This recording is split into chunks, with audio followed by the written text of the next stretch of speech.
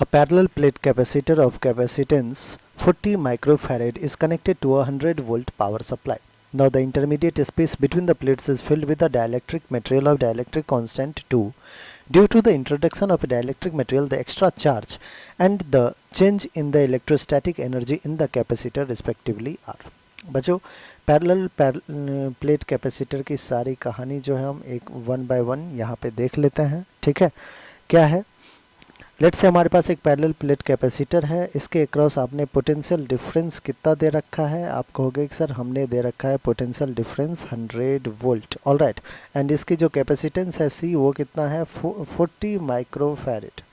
तो चार्ज कितना स्टोर होगा? आप कहोगे सी क्या होता है? Q upon V. सो Q will be C into V. तो इनिशियली जो चार्ज स्टोर होगा बच्चों Q इनिशियल वो हो जाएगा C that is 40 into 10⁻⁻6 micro लगा हुआ है इंटू V 100. सो बच्चों यहाँ से 4 3 जीरो है, 4 इंटू 10⁻³ जिसको हम 4 मिली कुलम कहेंगे. अब क्या किया आपने बच्चों? अब आपने इस पैरेलल प्लेट कैपेसिटर के बीच में एक डाइलेक्ट्रिक डाल दिया है जिसका डाइलेक्ट्रिक कांस्टेंट कितना है? 2 है. ठीक है, अगेन सेम बैटरी है हमारा 100 वोल्ट का, उसके साथ आपने कनेक्ट किया है. तो अब कह रहा है कि अब चार्ज क्या होगा? तो बच्चों अगर बात करें कि अब इस पे कैपेसिटेंस क्या होगा, जो नया कैपेसिटेंस होगा वो हो जाता है डाइलेक्ट्रिक टाइम्स ऑफ जो ओरिजिनल कैपेसिटेंस सी था. ठीक है, तो C new will be 2 times of C that is 40 that is 80 microfarad. बच्चों आप यहाँ से एक चीज़ डायरेक्टली लिख सकते हैं कि सर कैपेसिटेंस जो है वो डाइलेक्ट्रिक के आने से 2 टाइम्स आपने बढ़ाया है, तो चार्ज जो फाइनल होना चाहिए वो भी 2 टाइम्स बढ़ जाएगा. क्या दिक्कत है? क्योंकि पोटेंशियल तो सेम ही है. तो Q इनिशियल जो था हमारा 4 मिली कूलम है, तो सिंपली आप 4 2 जा 8 मिली कूलम कर लीजिए. बच्चों आप कैलकुलेट भी करेंगे, अगेन आप सेम कीजिए 80 इंटू 10⁻⁻6 इंटू 100 तो आपको 8 मिली कूलम ही मिलेगा. ठीक है, तो Q इनिशियल Q फाइनल मिल गया. हमें एक्स्ट्रा चार्ज पूछा गया है, तो एक्स्ट्रा चार्ज कितना होगा? आप कहोगे कि पहले था हमारे पास 4 मिली कूलम, अब हमारे पास हो गया 8 milli coulomb. So 8 minus 4 will be 4 milli coulomb. ये एक्स्ट्रा चार्ज आया है because of insertion of dielectric.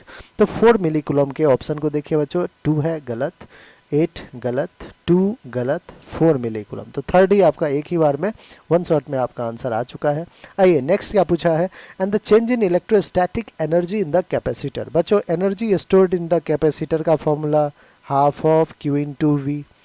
Half of Q कितना था इनिशियल? आप कहोगे सर 4 इंटू 10⁻³ मिली है इसलिए 10⁻³ इंटू वी कितना था बच्चों? 100.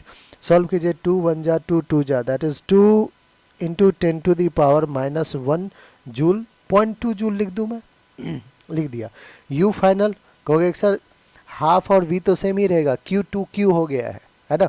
हाफ कांस्टेंट है, वी कांस्टेंट है, Q जो है फाइनली 2 टाइम्स हो गया था. तो आपका जो फाइनल ये भी आएगा वो भी तो 0.2 का 2 टाइम्स दैट इज 0.4 जूल आ जाएगा. बिल्कुल सही बात है बच्चों. बाकी आप कैलकुलेट भी कर सकते हैं, हाफ ऑफ 8 इंटू 100 करके कीजिए तो आपको 0.4 जूल ही मिलेगा.